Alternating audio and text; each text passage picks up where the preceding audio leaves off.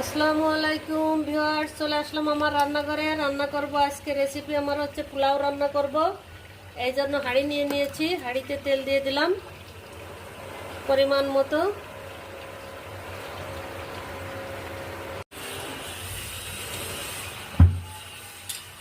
এখন দিয়ে দিব হচ্ছে আমি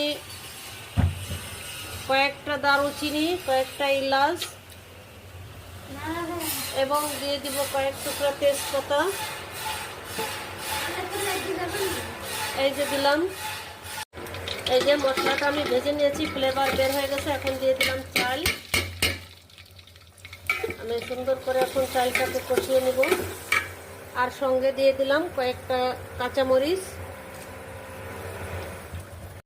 এই যে চালটাকে আমার ভেজে নেওয়া হয়ে গেছে। এখন পানিটা দিয়ে দিব পরিমাণ মতো।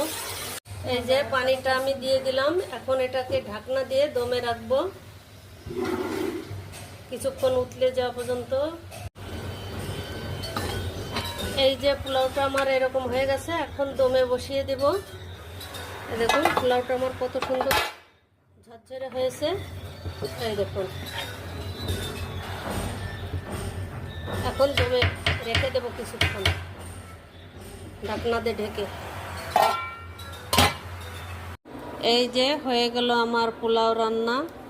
কেমন ঝরঝরে কত সুন্দর হয়েছে দেখুন।